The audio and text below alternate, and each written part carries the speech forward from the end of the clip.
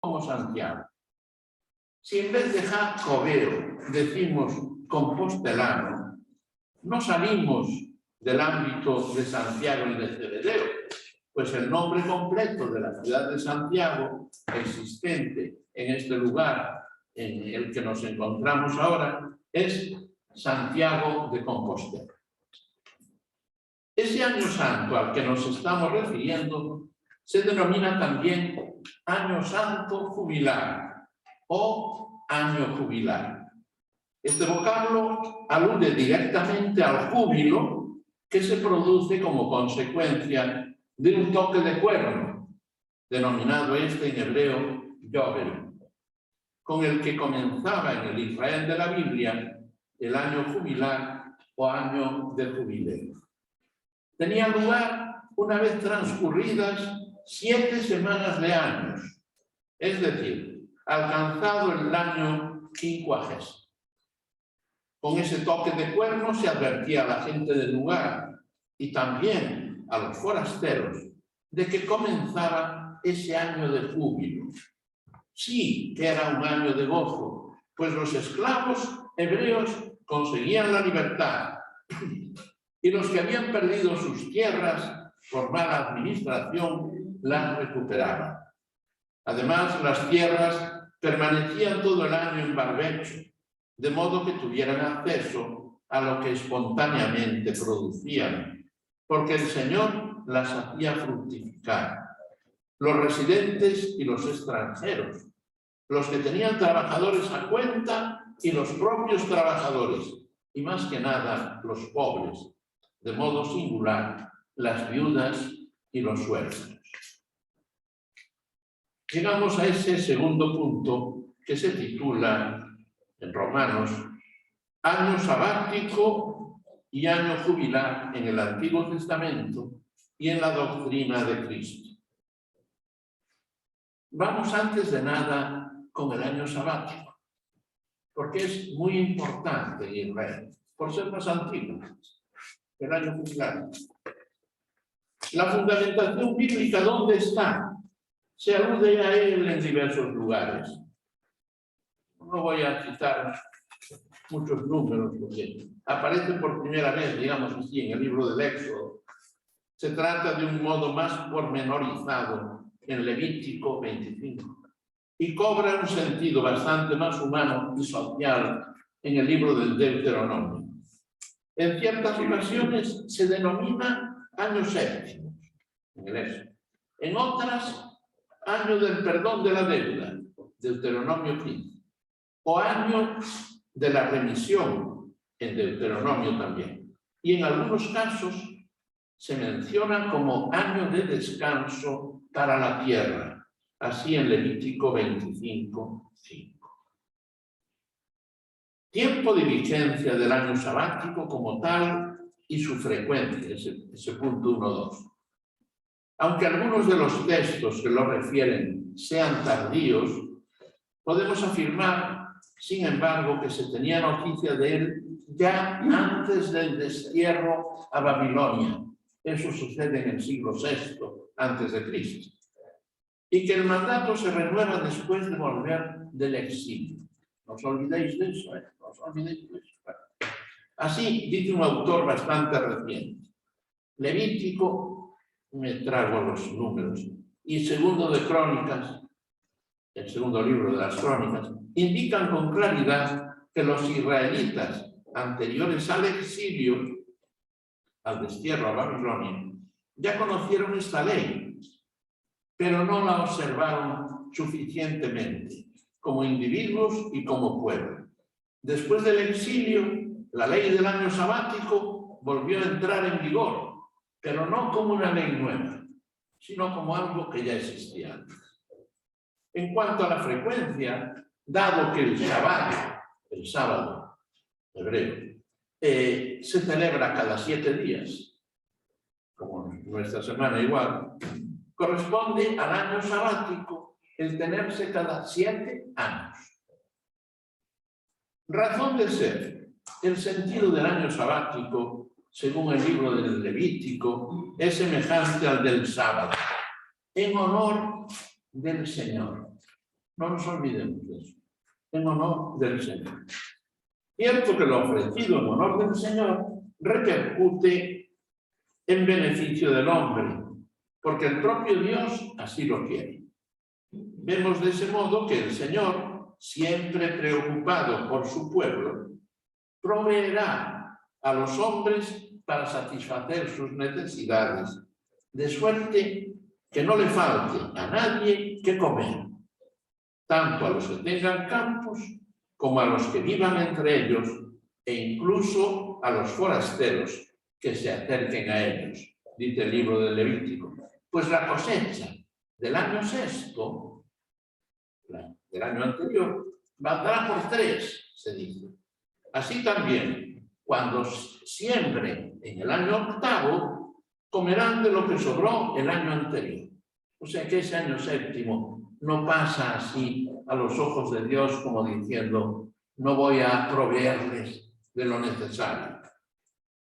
Con el año sabático se intenta que los miembros del pueblo consideren que cumpliendo la ley de Dios vivirán de lo que el Señor les ofrece, pues todo aquello de lo que viven proviene de Dios. El sentido de la ley de Deuteronomio 15 es la ayuda al necesitado, de suerte que, aunque falte algún tiempo para el año sabático, que es de remisión de las deudas, pueda uno ejercer la caridad. Y en cuanto al pobre, al llegar ese año, se le concede poder quedar libre de devolver lo que le habían prestado, mientras que Dios al mismo tiempo bendeciría al presunto rico con múltiples bienes materiales. La ley de remisión de las deudas tiene sus precedentes en el Códice de la Alianza, o Código de la Alianza, del libro del Éxodo 23, perteneciente a la época premonárquica. Hablamos de estas épocas. Ahora, estos días estamos proclamando en la liturgia el primer libro de Samuel y hemos empezado recientemente con la época monárquica, que es la época de Saúl. Saúl, después sabemos que le sucede David y después Salomón, y Salomón muere en 931 a.C., o sea que estamos en el siglo XI y X, ¿no? Y época premonárquica anterior al siglo XI. La remisión de las deudas y la devolución de las tierras, según el Código Deuteronómico del siglo VIII, acontece en el año sabático, mientras que más adelante, en torno al siglo VII, venimos hacia abajo. O sea, más aquí, pasa a realizarse en el año jubilar. Pero el año sabático vemos que es anterior, ¿eh? Actividades que tenían lugar en el año sabático. En algunos textos se hace referencia a la obligación de dejar la tierra en barbecho. Eso es una constante, ¿eh? Una constante. En barbecho. ¿Por qué? Porque así, sin sembrar uno, ve uno que el Señor hace fructificar la tierra. Y hay para todos, hasta para los más pobres. En otros textos se manda que las tierras vuelvan a sus primitivos dueños e incluso que los esclavos retornen a sus casas. Jubileo, vuelta de cada uno a su propio feudo. En la renovación de la alianza del libro de Nehemías, el pueblo se compromete a dejar de cultivar la tierra el año séptimo y a perdonar todas las deudas. Según Flavio Josefo, Alejandro Magno, teniendo en cuenta la dificultad de los judíos para pagar los tributos durante el año sabático, los eximía de su pago, y algo semejante sucedió con Julio César.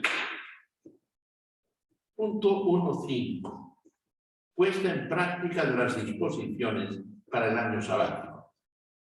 Algunos textos dejan claro y denuncian el incumplimiento de las prescripciones sagradas. Así, un texto del Levítico que amenaza al pueblo transgresor de los divinos preceptos, con la devastación, de suerte que los dueños se vayan al exilio y la tierra entonces se desquite de tantos años sabáticos en los que se le obligaba a producir, en vez de dejarla descansar. También el segundo libro de las Crónicas, que alude a las palabras de Jeremías, según las cuales Judá iría al destierro de Babilonia, 587, año 587, de suerte que la tierra pudiera gozar entonces de sus años sabáticos, al tener que irse, quedan las tierras así ya a barbecho y todo, hasta la vuelta del éxito. Punto segundo, el año jubilar, fundamentación bíblica. Se menciona solo en la Biblia y en exclusiva en textos post-exílicos. Ya estamos tratando del tiempo del 530.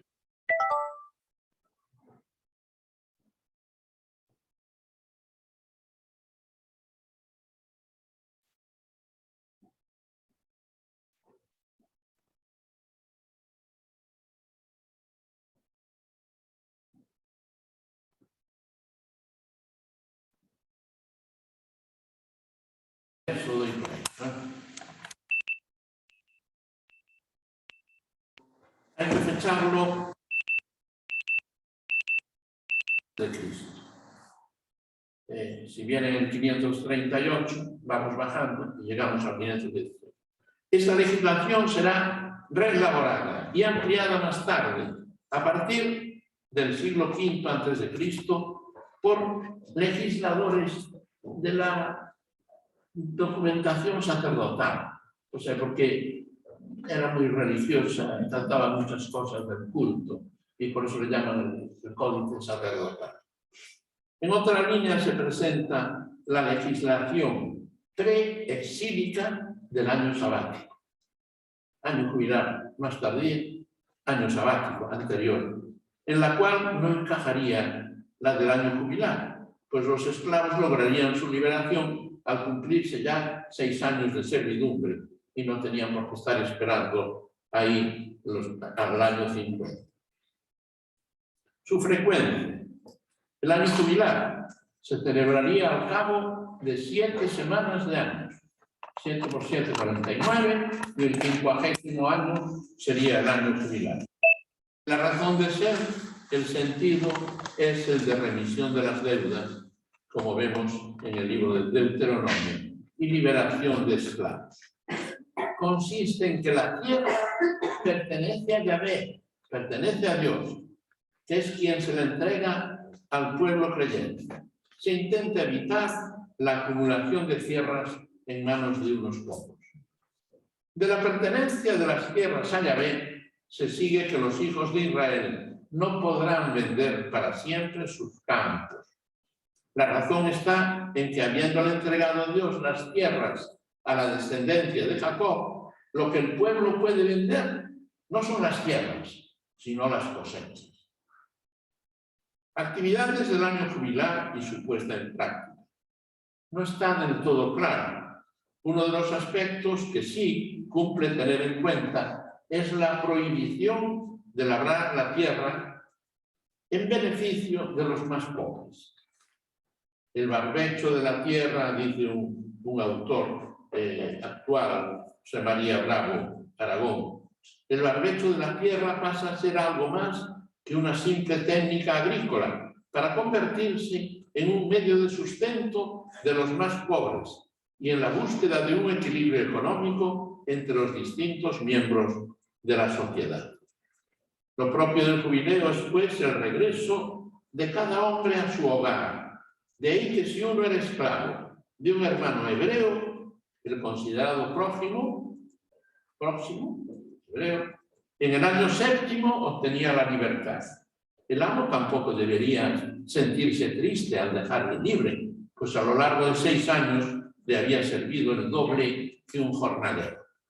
En el caso de que el hasta entonces esclavo deseara quedar para siempre en casa de su dueño, éste accederá a ello, y le marcará la oreja, de suerte que sea siervo suyo a perpetuidad. No se ve muy viable la celebración del año jubilar si se celebraba el año sabático en el año 49, porque dejar 2 años seguidos la tierra a barbecho, eso es difícil de mantener. Por Nehemías 5, 1 al 13, se ve que la emancipación automática de los esclavos había caído en desuso en aquel tiempo, en el tercer cuarto del siglo V antes de Cristo. Por otra parte, sabemos que en tiempos de los macabeos, estoy refiriéndome ahora al siglo II antes de Cristo, Judas Macabeo y Jonatán y Simón, los hermanos macabeos, y en el periodo posterior a ellos, el año jubilar fue omitido totalmente, de suerte que cada año sabático seguía a otro año sabático, y así sucesivamente, cada 7 años. De este modo, el año verdaderamente importante sería el 49º, así como cada año 7. Aunque las leyes del año sabático y del año jubilar no se hayan cumplido en muchos momentos de la historia de Israel, significaron un gran avance para acercar a los miembros del pueblo elegido de diversos estratos sociales y de distinta situación económica. Para terminar esto de Israel, aunque hay un enlace con el año de gracia en Jesucristo, he de decir esto con toda firmeza. El año sabático y el año jubilar garantizaban a todos unas posibilidades mínimas para vivir una existencia digna. Aunque no se hayan cumplido plenamente sus prescripciones, con ellas se ha creado un puente para ver como viables los rasgos propios de la predicación de Jesús sobre el reino de Dios. Una concepción que de otro modo podría resultar en extremo extraña e incluso utópica.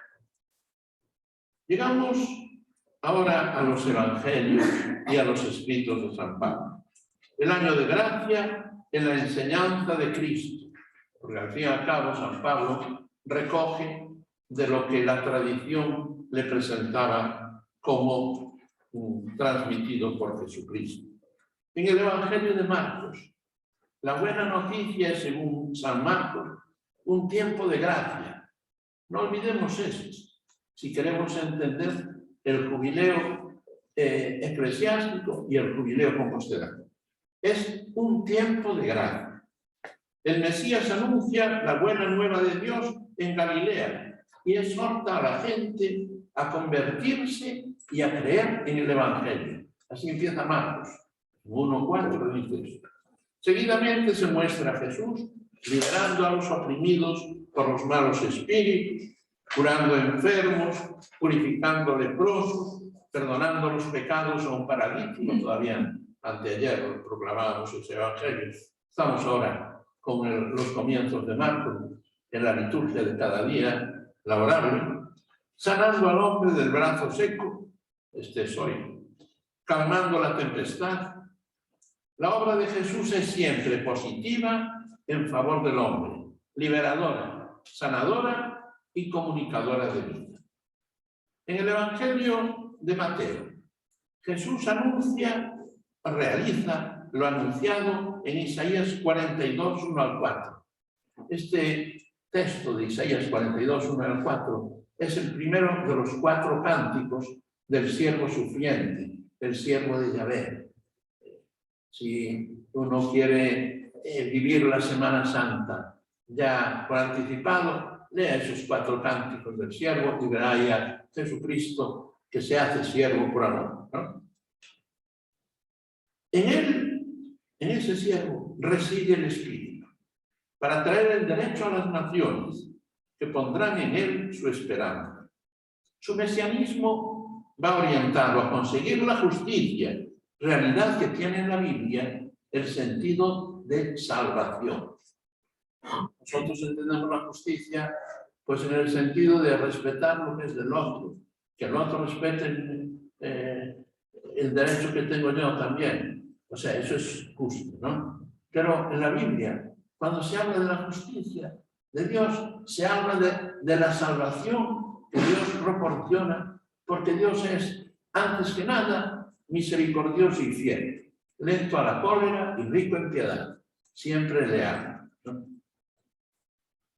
Su mesianismo va orientado, pues, a conseguir la justicia, la salvación. Jesús, mostrándose como el siervo, que no quebrará la caña cascada, ni apagará la mecha que todavía humea, muestra que su venida es un servicio en favor de los más pobres, de los oprimidos y olvidados.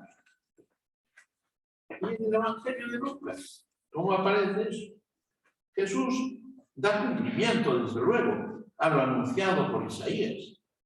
El Señor ha puesto sobre el siervo su espíritu. Su espíritu. Fíjense cuando Jesús va a bautizarse y se somete al bautismo a manos de Juan, pues el espíritu no es que vaya por allí, o como en otros tiempos con los jueces de Israel, anterior a los reyes, que el espíritu invadía a uno para que realizara una función en favor del pueblo y después lo dejaba. No, aquí se posa sobre él. La paloma se posa sobre él, sobre Jesús.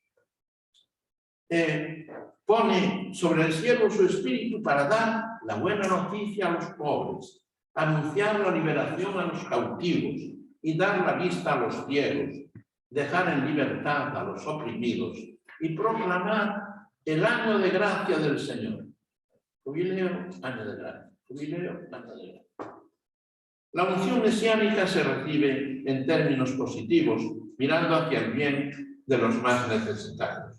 Quizás eso fuera lo que no agradó a los nazaretanos, a los paisanos de Jesús en su infancia, que esperaban otro tipo de Mesías, un Mesías que matara al impío con el hálito de su lengua o de su boca, y más bien que uno le concediera la remisión de las deudas, que era como aparecía Jesús.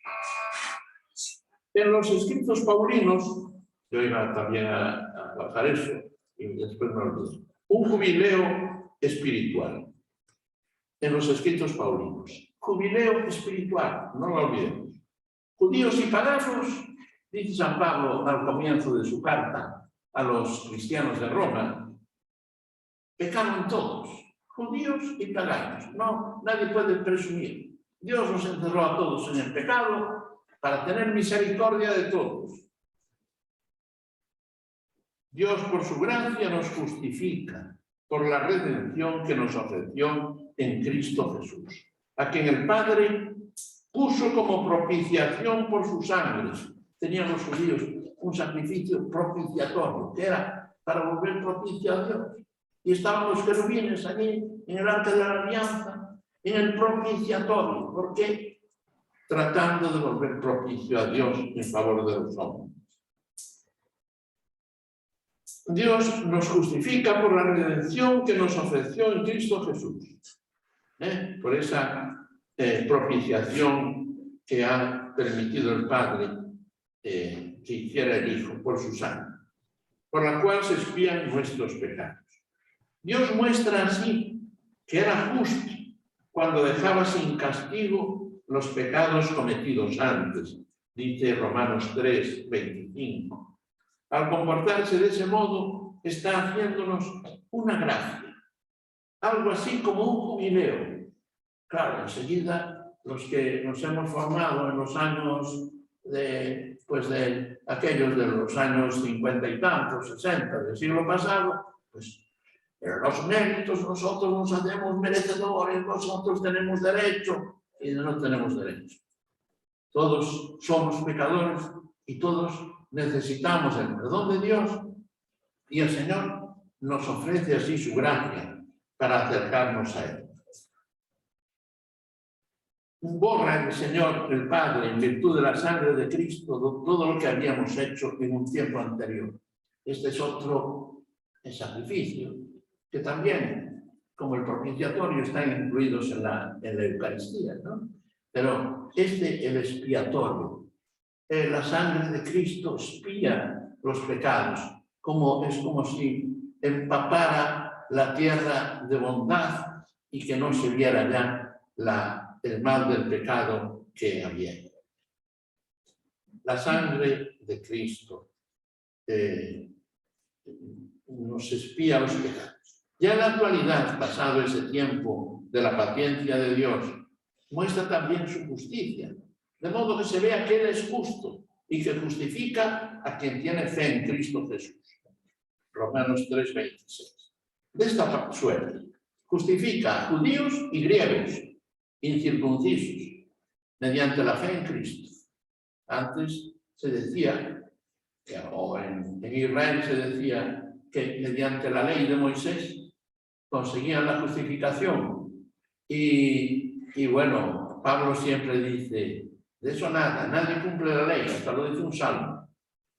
Porque la ley no son los 10 mandamientos de la ley de Dios, sino que son mandamientos, decretos y normas. Son 613 preceptos, que dirían los fariseos. 613 preceptos. ¿Quién cumple los 613 preceptos? Nadie, porque ellos consideran también que si se le oculta a uno algo, pues es responsable también. Nosotros decimos que no es acto humano si nosotros no realizamos eso de modo libre, voluntario, consciente, libre y voluntario. Dios nos ofrece así, en la plenitud de los tiempos, su gracia, mediante el anuncio de la buena nueva y el valor expiatorio de la sangre de Cristo. Síntesis de la enseñanza de Cristo y del Nuevo Testamento. El jubileo bíblico mira hacia Cristo y al tiempo de salvación por Él establecido. Fijaos, mira hacia allí y después nosotros, pues, el jubileo como estará, es en Cristo. Es en Cristo y por los méritos de Cristo y de los otros. Voy a leer un texto de Juan Pablo II en la encíclica Tercio Milenio Adveniente, que dice: todos los jubileos se refieren a este tiempo y aluden a la misión mesiánica de Cristo, venido como consagrado por la unción del Espíritu Santo, como enviado por el Padre. Es Él quien anuncia la buena noticia a los pobres. Es Él quien trae la libertad a los privados de Él. Libera a los oprimidos. Devuelve la vista a los ciegos. De este modo, realiza un año de gracia del Señor, que anuncia no solo con las palabras, sino ante todo con sus obras. El jubileo, año de gracia del Señor, es una característica de la actividad de Jesús y no solo la definición cronológica de un cierto aniversario. El año de gracia les llega a los oprimidos, a los pobres, a los endeudados, a los ciegos, a cuantos carecen de lo necesario para una vida llena.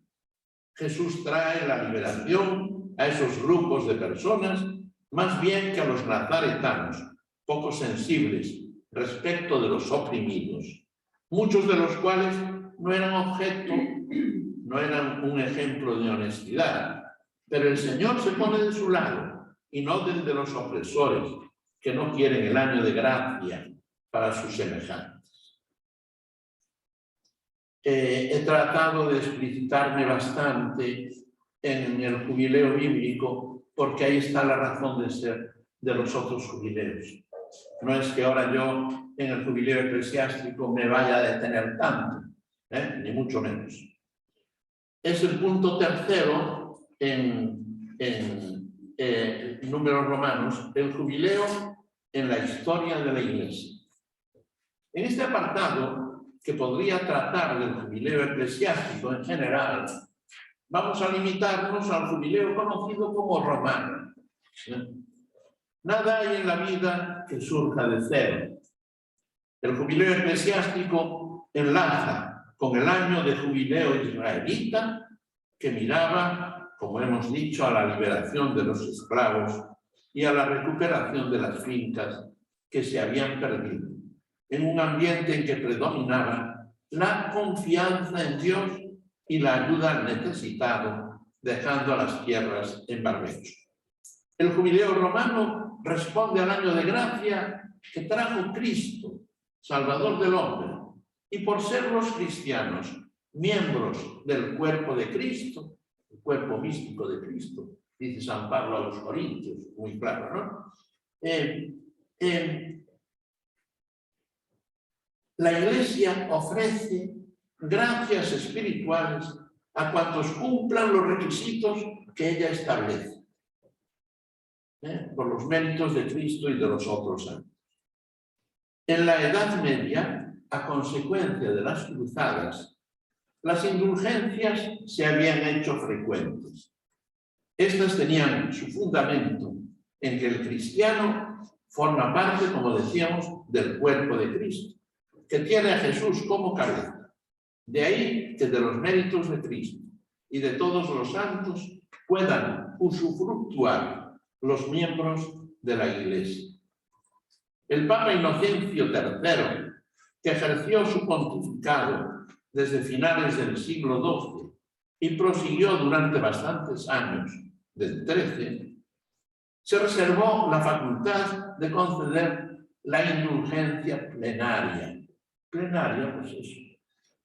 Otras son indulgencias parciales y esta es ya total, indulgencia plenaria, permitiendo a los obispos que impartieran indulgencias parciales.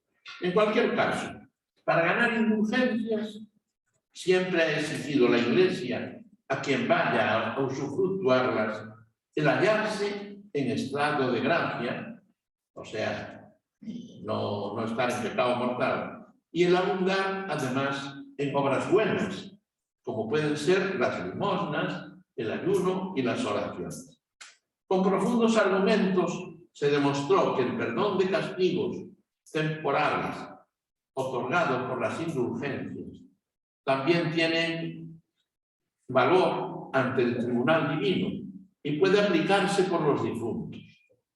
Que para la validez de la indulgencia se requiere autoridad por parte de quien la confiere, el estado de gracia por parte del que la gana, y procurar como fundamento de indulgencia la gloria de Dios y la salvación del prójimo.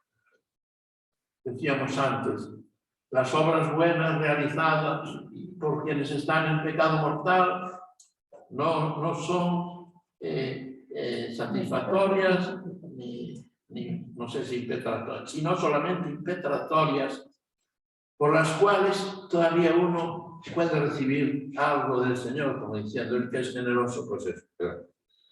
Aunque existieron jubileos ocasionales, puntuales, concedidos por los papas, según se alcanzaba el final del siglo, como veremos dentro de un poco, el jubileo concedido de modo estable data de los tiempos de Bonifacio VIII, quien lo concedió en el año 1300, mediante la bula Antiquorum habet fida relatio. Pero los nombres os voy a dejar para no romperos la cabeza. Retrotrayendo sus privilegios hasta la Navidad del año 1299 y haciendo concluir el mismo el 24 de diciembre del año 1300. Final del siglo, y comienzo. En principio iba a celebrarse cada 100 años, pero Clemente VI, por otra bula publicada en Aviñón el 27 de enero de 1343, decretó que el jubileo se celebrara cada 50 años. Urbano VI, por la bula, esto lo voy a decir, Salvator Noster Unigenitus, nuestro Salvador, el unigénito, del 8 de abril de 1389, redujo el tiempo de espera, declarando que haya jubileos con una frecuencia de 33 años. Finalmente, Pablo II, por su constitución, la providencia inefable de Dios, del 19 de abril del 1470, fijó la celebración del jubileo en cada 25 años. Y ahí está. Eso es lo que atañe a los jubileos ordinarios. De vez en cuando se concede algunos jubileos extraordinarios. Así, Juan Pablo II convocó un jubileo extraordinario con el Año Santo de la Redención, el año 1983, y un año mariano en 1987-88, del cual dice el propio Papa: el año mariano fue como una anticipación del jubileo, incluyendo en sí mucho de lo que se deberá expresar plenamente en el año 2000.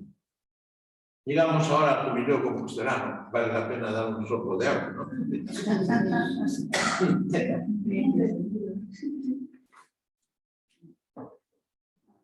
Estas cosas se pueden sintetizar, pero cuesta mucho escarbar, ¿eh? Hay que escarbar mucho.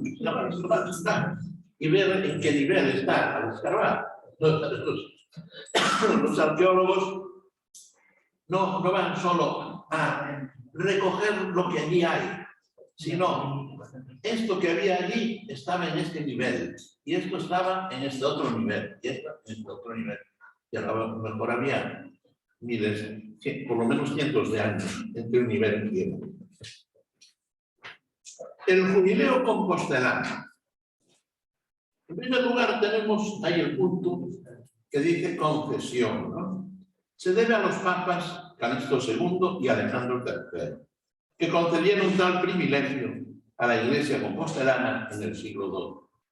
El primero de ellos se llamaba Guido de Borgoña, que ya había peregrinado a Santiago siendo arzobispo de Vienne del Delfinado, en Francia, y que lo concedió de modo singular por una vez.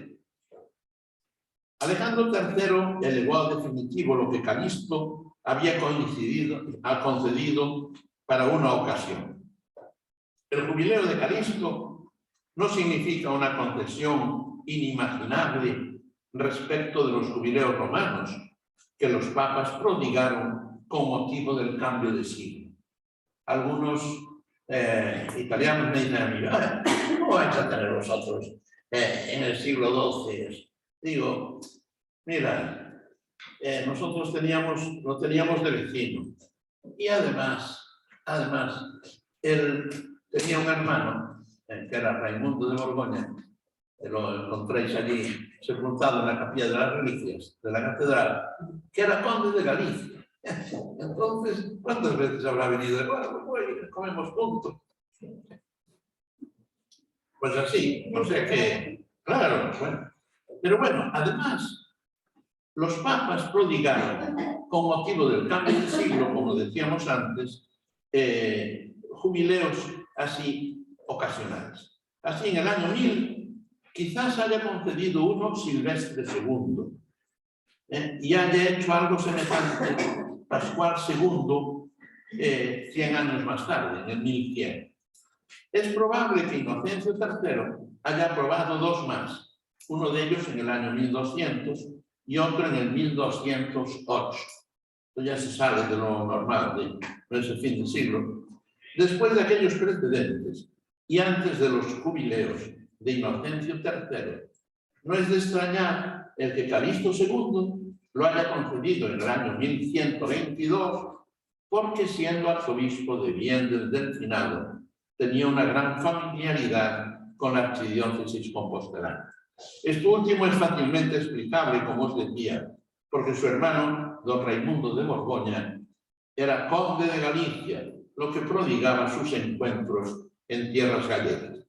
De hecho, durante esa época llegó a asistir al entierro de su hermano, cuya sepultura, como os decía, se encuentra en la capilla de las reliquias del templo que alberga los restos de Santiago el de Cebedeo. Mirando a la realización de lo concedido, sabemos que inmediatamente después de Calixto II, la crónica de Alfonso VII, que sitúa el primer año del emperador en 1126, dice que era año de jubileo. Y según Flores, ese año corresponde a la clave cronológica de los años santos compostelanos. Punto segundo, frecuencia. Es de ordinario año santo compostelano cuando la solemnidad del Santo Apóstol del 25 de julio coincide en domingo.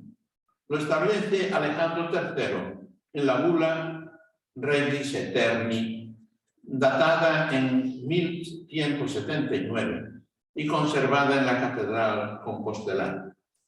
De todos modos, a lo largo de la historia se han tenido jubileos extraordinarios, como el concedido en 1884 por el Papa León XIII, en el momento en que se encontraron y exhumaron las reliquias después de que se habían escondido por miedo al pirata inglés Drake.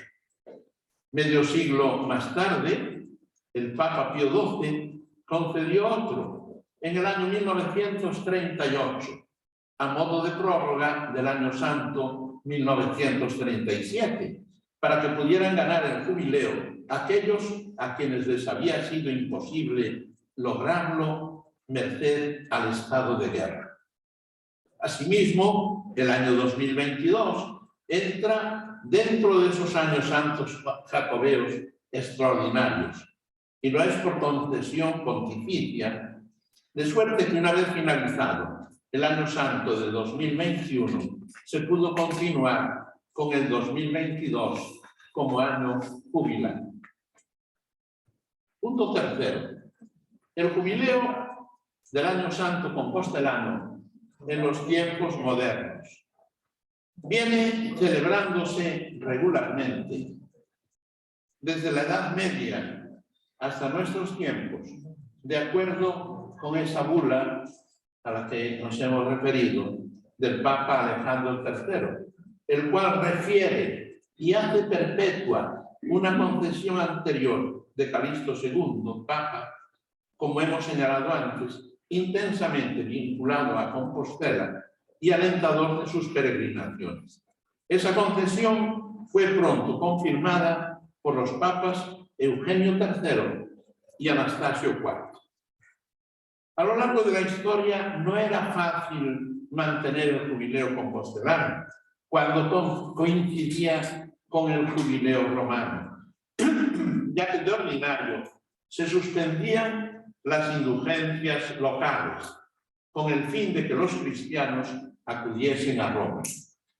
Sin embargo, en tiempos de Sixto V, el Papa declaró que a pesar de todo, las indulgencias de Santiago no caían bajo la suspensión general dictada por Gregorio XIII al anunciar el Año Santo de Roma.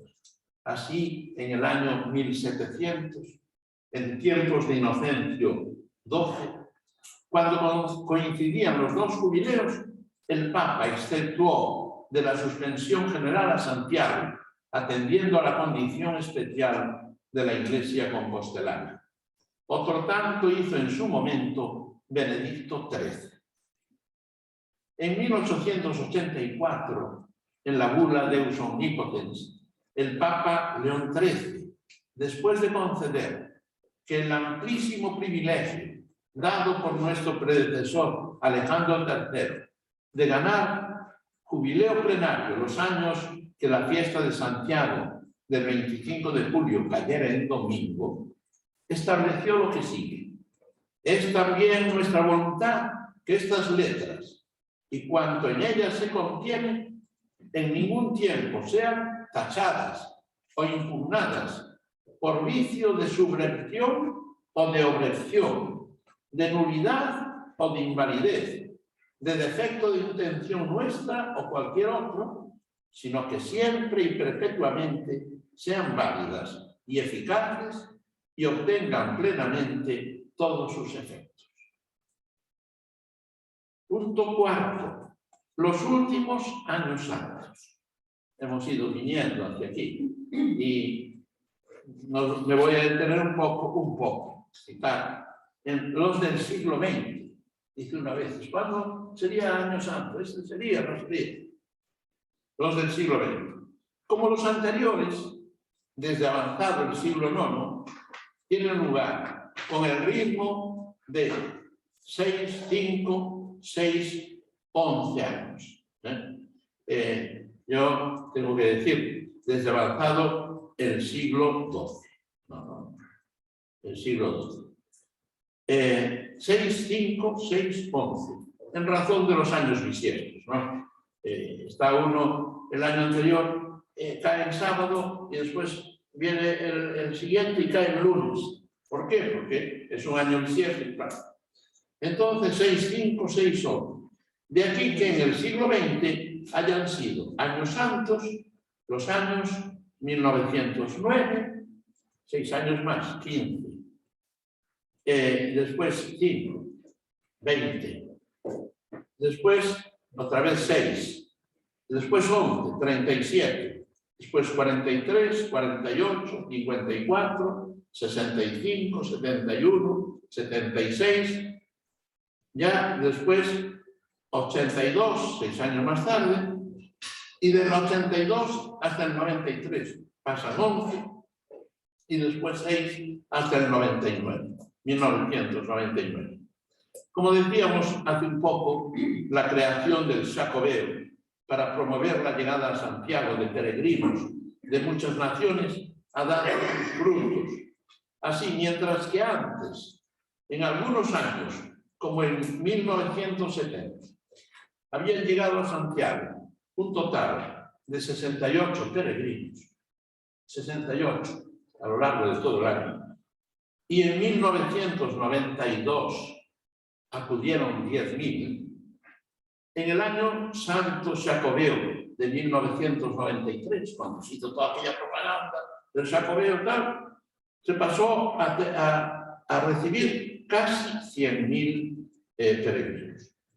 La Iglesia recuerda una y otra vez que el Xacobeo es un año santo Xacobeo, en el cual se concede la indulgencia plenaria a aquellos peregrinos que, llegando de uno u otro modo a Santiago, dan los pasos requeridos en el ámbito espiritual.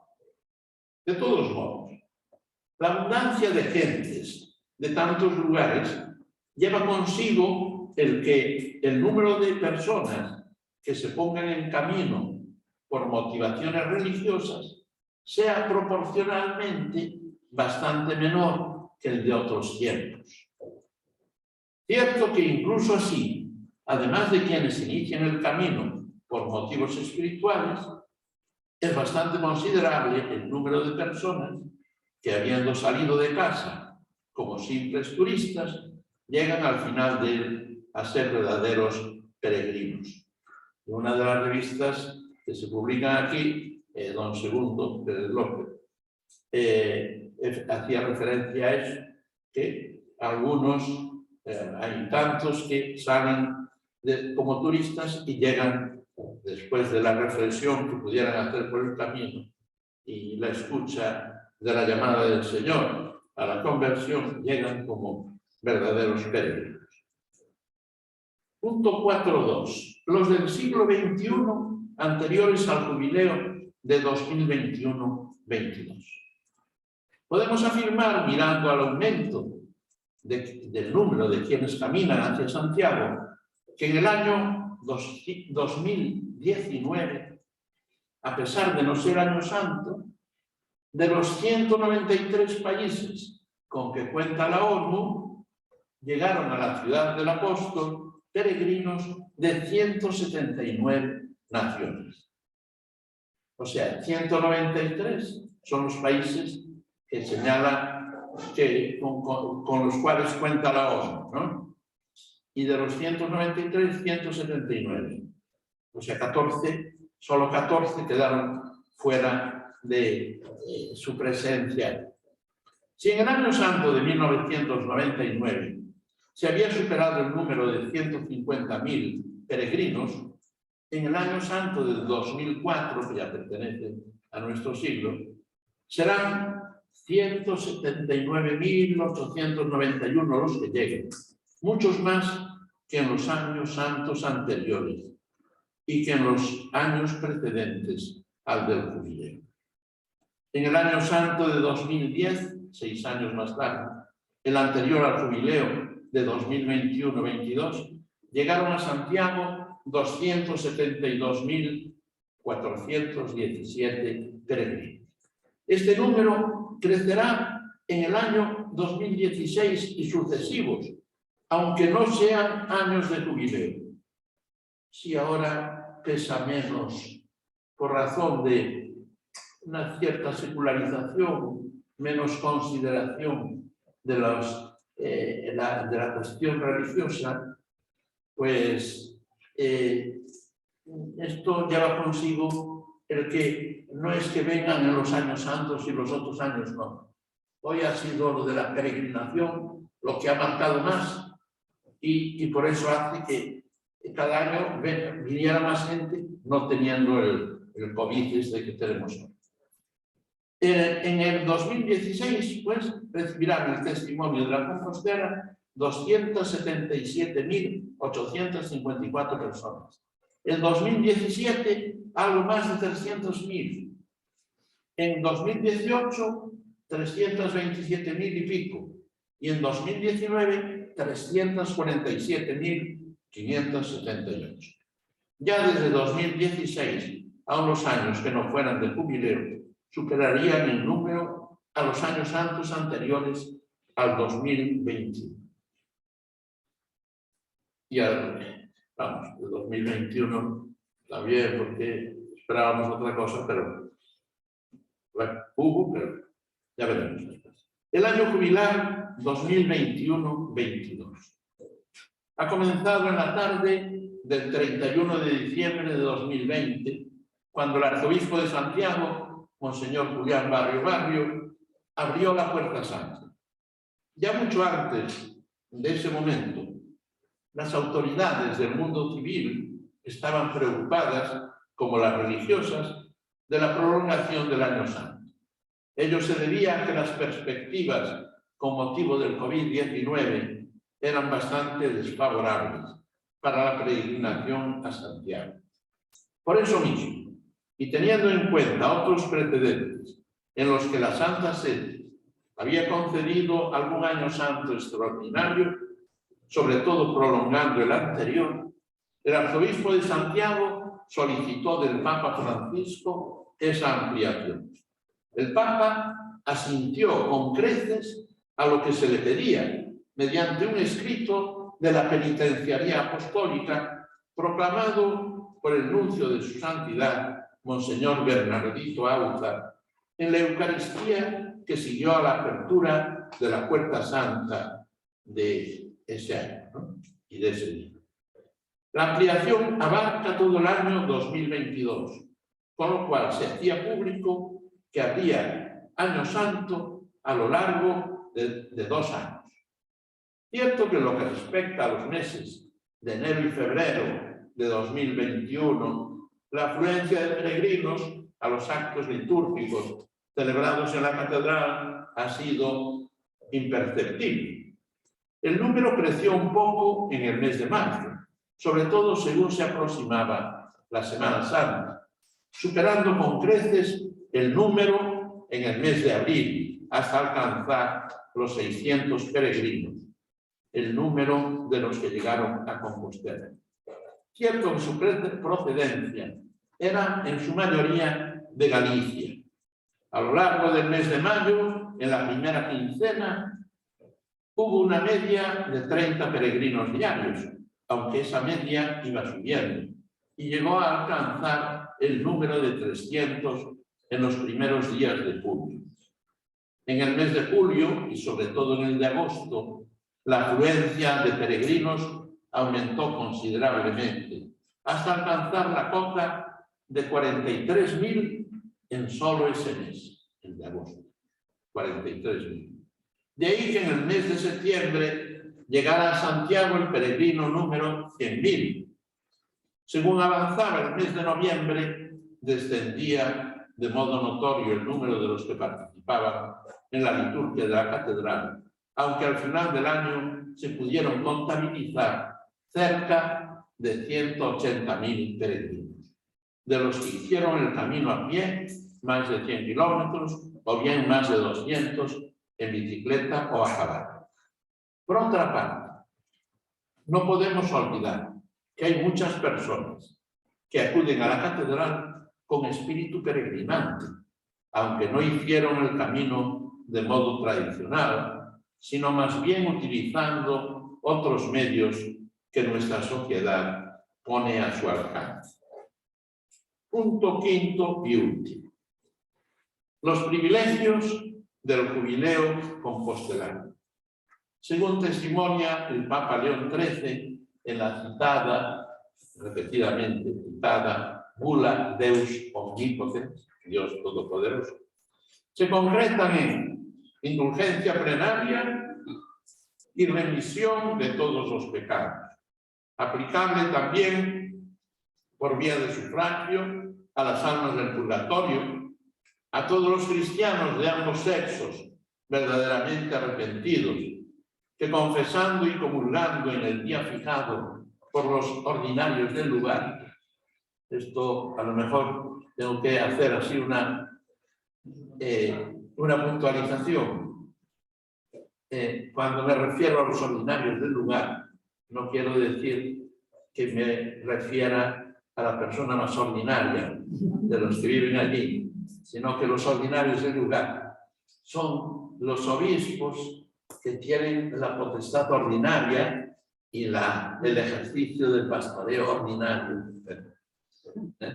Esos son los ordinarios del lugar. Bueno, pues dice, en el día fijado por los ordinarios del lugar, en las iglesias dedicadas a Santiago, en cualquier parte del mundo, recen a Dios implorando la intercesión de Santiago.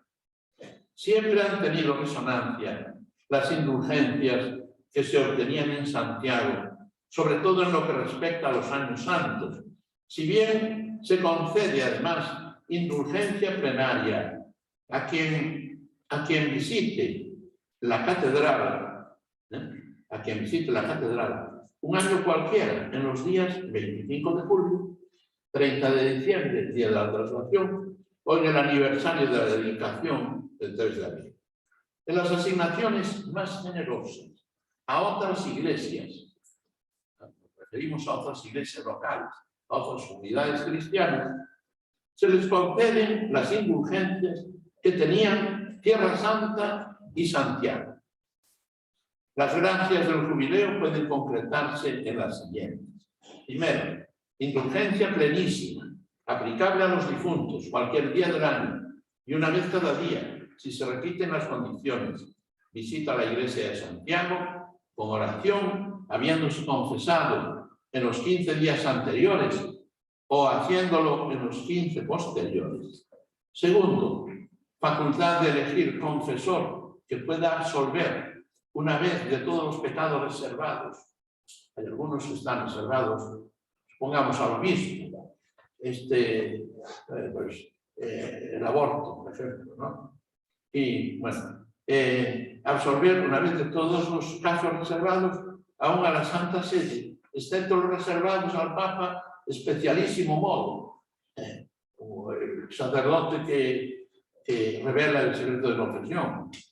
Tercero, facultad de elegir confesor que conmute dispensando toda clase de votos privados, excepto los que se reserva el romano pontificio. Antes los curas podíamos pues conmutar algunos, y podemos, conmutar algunos votos.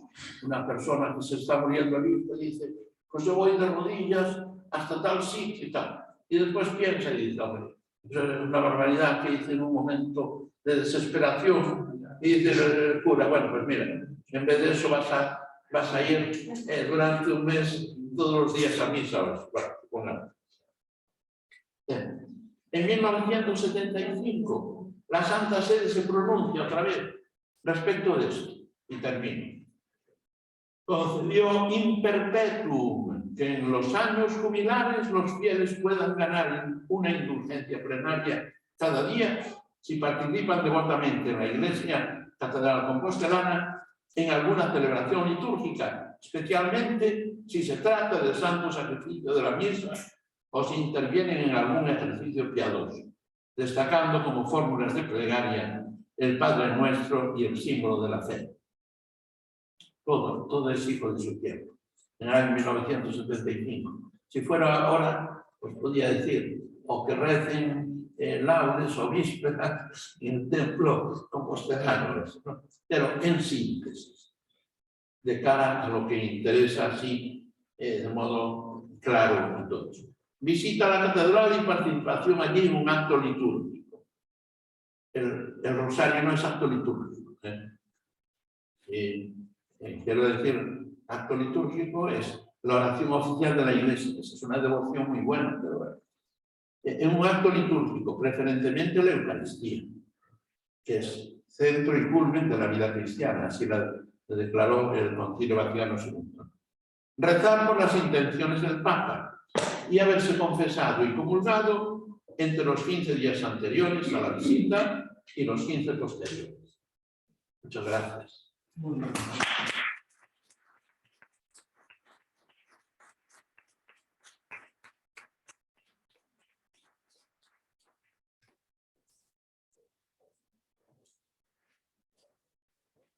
Podéis añadir, poner en cuestión.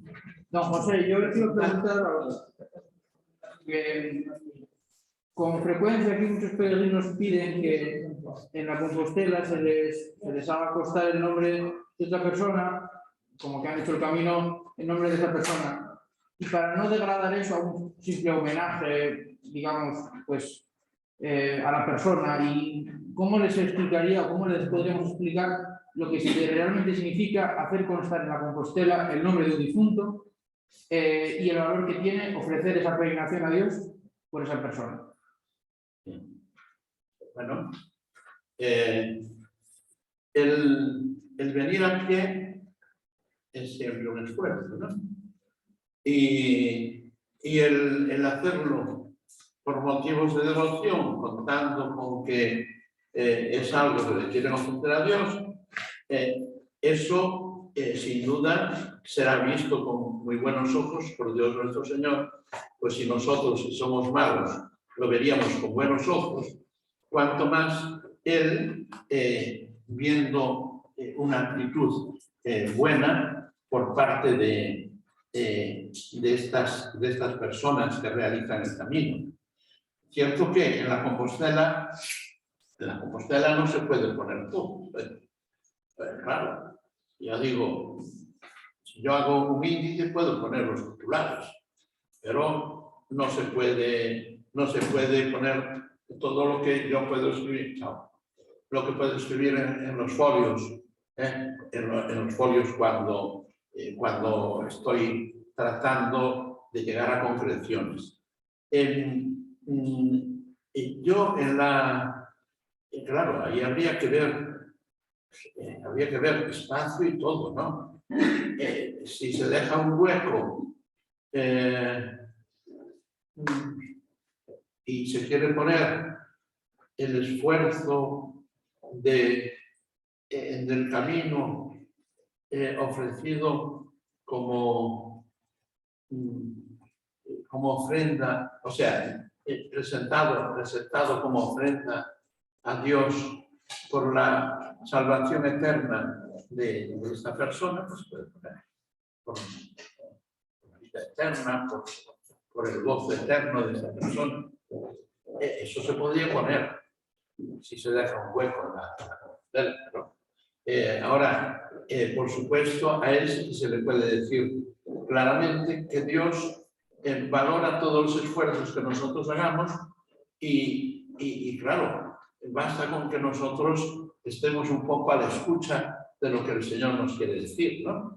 Y sin duda Él escuchará las súplicas, como siempre que ofrecemos una misa pues por el eterno descanso de una persona, pues el Señor acogerá esas peticiones, ¿no? Pedid y recibiréis, llamad, buscad y encontraréis, llamad y se os abrirá. O sea, son cosas que Jesús repitió una y otra vez y que dijo, y si vosotros siendo malos acostumbráis a dar cosas buenas a vuestros hijos, ¿qué no hará el Padre Celestial con aquellos que se lo piden, ¿no? Sí. Yo quería hacer una aclaración simplemente. La figura del penitenciario ha desaparecido de la iglesia. De la iglesia, no. o sea, la figura del penitenciario es la de una persona que está en el sitio del obispo. O sea, que hay pecados que por razón de la preocupación de que eso no vaya más adelante y tal, como lo más claro es lo de la muerte, ¿no? Están reservados al obispo. Pero como el obispo tiene 75 cosas que hacer, pues normalmente tiene una persona que es el penitenciario. En estos momentos es don Segundo el que está haciendo funciones de penitenciario. Pero, o sea, en razón de que era profesor de moral, de teología moral en el instituto. Y bueno, y también porque el señor arzobispo quería que fuéramos canónigos un mes cada uno. Y yo le puse, lo escribí al arzobispo entonces, y le dije, mira, contaba mi abuela que estaban cargando allá un burro para llevarlo. Y dice, por una naranja más nos hundirá el burro. Por una naranja más nos hundirá el burro. Por una naranja más. Llegó un momento en que el burro subió y ya no pudo más. Y le dije, en esa situación estamos algunos. Dije, no es eso, no puede estar uno aquí y allá, que es una cosa que nos sucede hoy a los curas, que estamos todos sobrecargados y los obispos también. Cuando pienso en lo del nuestro, aquí, allá, lo otro, ¿no? Y eso, y dice alguno que por qué no se jubila uno, digo yo, no. Bueno, yo considero que los curas debemos morir con las botas puestas. Lo que sucede que, claro, si yo no me jubilo a los 65, tengo 77, y si ahora tengo más trabajo que cuando tenía 25, es una situación que nos ha tocado vivir, pero puede ser un poco exagerado. Yo la pregunto porque el otro día Sí. me preguntaron eso en la catedral, una gente, Lo del no había penitenciario. profesor penitenciario. Sí. Y no supe contestar. No, lo que sucede es que en la catedral, sobre todo en Año Santo, el arzobispo permite que todos seamos penitenciarios. O sea que nos ha dado permiso a todos para absolver de esas censuras. Esas censuras que no es que por ello sean menos serias, menos importantes, sino que, bueno, es una concesión también que hace en el Año Santo para que tenga más facilidad la gente. Porque si antes el penitenciario que se sucedía, ahí, bueno, yo llevo bastantes años de canónigo electoral y por eso puedo hablar porque claro, llevo 43 años. Entonces, me acuerdo que estaba don José Trigo, estaba confesando allí. ¿Y cuándo confesaba? El penitenciario. Pues el coro lo teníamos a las 9:30 y terminábamos a las 10:10, y ese tiempo estaba en el confesionario y se marchaba. Y claro, lógicamente, el arzobispo, que es pastor de toda la diócesis, de todos sus fieles, quiere que cuando llegue otro, aunque sea por la tarde, te encuentre alguno que te pueda absolver, ¿no? ¿Qué más queréis contar o preguntar?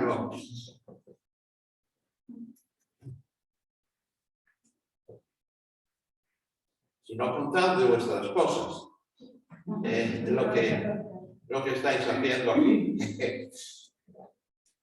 Y a lo mejor eso os trae a la mente alguna pregunta más. Bueno,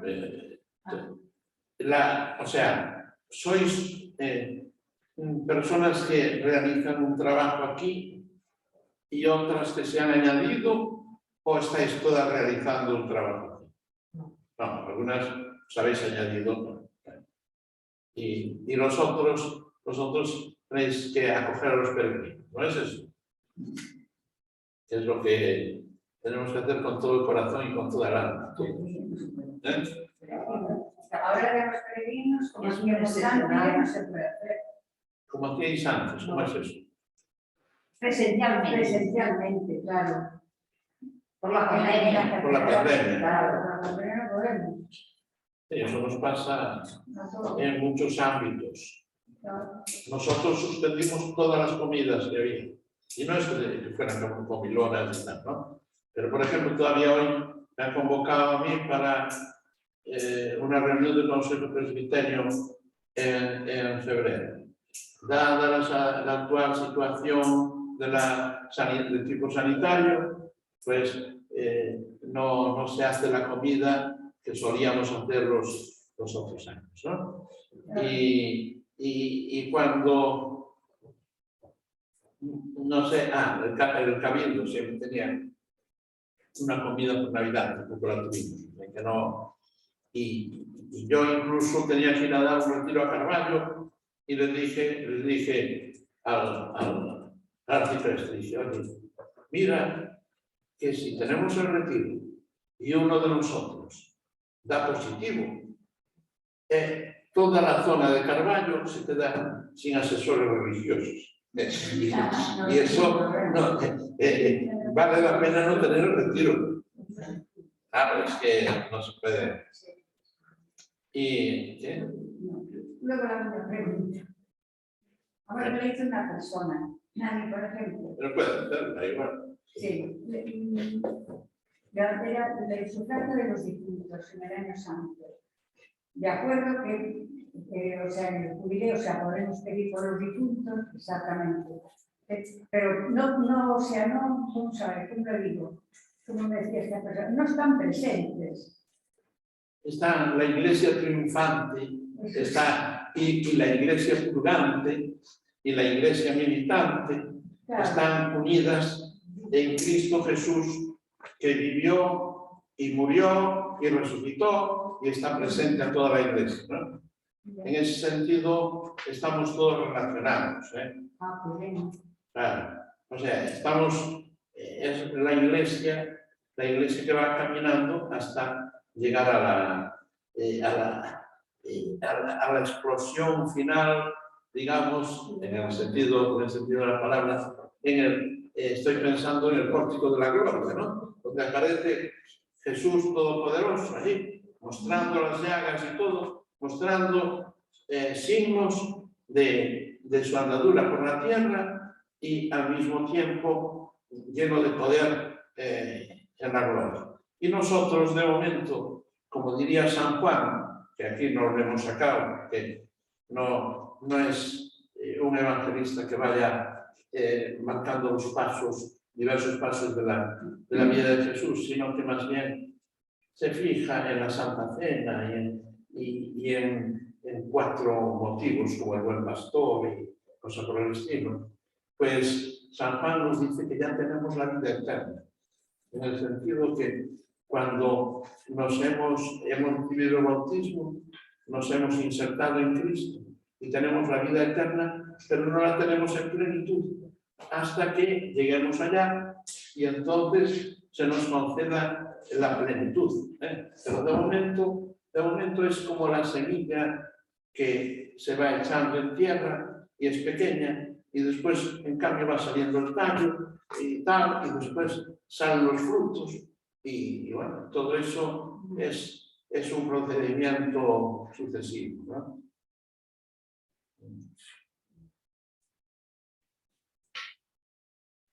¿Qué dicen los de por allá de atrás? ¿Queréis algo? Están callados. Voy a hacer una pregunta que a lo mejor es muy graciosa, pero en el año, ¿cómo se llamó? No, sabático. Año sabático, tiene que entender el año sabático del civilismo, del civil que hay ahora, ¿no? En un colegio, en una universidad, un trabajo, me puede quedar un año sabático. Y Sí, eso se ha cogido de ti. Sí, ¿no? Claro, porque aquí el sábado no contaría. Porque aquí en realidad, digamos que el sábado, Shabbat, significa descanso, ¿eh? Y por eso ellos le llaman el Shabbat, y el Shabbat, pues el día del descanso. Para nosotros el día del descanso es aquel en el que se recuerda la victoria de Cristo sobre la muerte, el domingo. Si vosotros vais a Jerusalén, yo allí estuve un año en la escuela bíblica y arqueológica francesa, pues he percibido esto, una cosa, este comercio como está cerrado, pues es viernes, y dice, es viernes, y por ser viernes está cerrado, y sí, es el día que los musulmanes celebran su fiesta, el día de fiesta. Y este otro, el sábado, o el viernes por la tarde, que ya es el sábado, os voy a decir esto porque estas son cosas que después también les gusta a uno saber el por qué, ¿no? Porque el día comienza con las vísperas del día anterior. Las vísperas, digámoslo ya de una vez, no son los días anteriores, sino la tarde anterior. Es la celebración vespertina, por ejemplo, es la celebración de la tarde vespertina, no la del día anterior, sino la celebración de la tarde. Entonces, ¿por qué empieza el día con las vísperas en vez de empezar con la luz del sol? Pues porque dice la Biblia, y hubo tarde y mañana, día primero. No dice y hubo mañana y tarde. Hubo tarde y mañana, día primero. Y hubo tarde y mañana, día segundo. Y entonces los judíos, la tarde del viernes es cuando tienen la celebración sabatina, o sea, la celebración del Shabbat. Y eso lo hacen por ese motivo, ¿no? Es ya el sábado. Y el sábado por la tarde, ¿qué pasa? Pues en estos tiempos se lo toman también libre, como nosotros nos tomamos a lo mejor. Celebrando el domingo nos tomamos el sábado por la tarde, por lo menos nos tomamos como libre, ¿no? Entonces, así el asunto está, nosotros somos hijos de la cultura esta hebrea y de la grecolatina, ¿no? La grecolatina nos trae otras cosas, pero la cultura hebrea, porque al fin y al cabo el Nuevo Testamento es una recogida de textos que muestran el cumplimiento de lo anunciado en el Antiguo Testamento, en la persona de Cristo. Lo anunciado en el Antiguo Testamento se cumple en la persona de Cristo, y entonces claro, nosotros recogemos muchas cosas de lo que sucedía ahí en el judaísmo. Por ejemplo, nosotros tenemos la Pascua. La Pascua tiene que ver con la Pascua judía, aunque no sea en el mismo tiempo, ¿no? Pero es el paso de una situación a la otra. Para nosotros el paso de la muerte de Cristo a la vida. En cambio, para los judíos era la Pascua, la salida de Egipto, de un lugar donde estaban oprimidos, para vivir la vida de personas libres en su tierra, ¿no? La Pascua.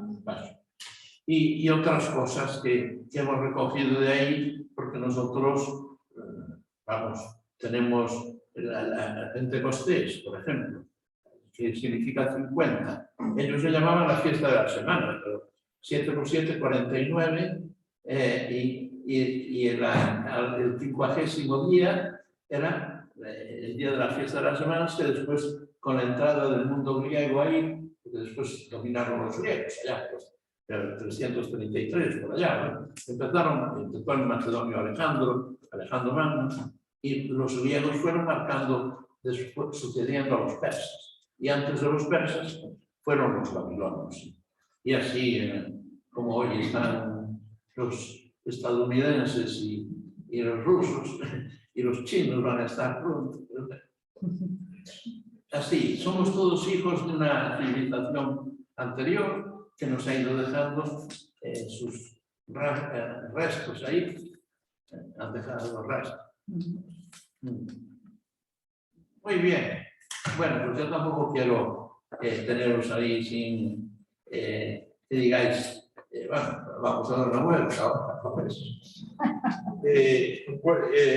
Son las 4:30, pues yo os agradezco el haber estado tan atentos y bueno, ya me parece que os han dado incluso el guión, por lo tanto, si alguno tiene mucho interés, pues que vaya allí, que me diga, pues tengo tal correo electrónico.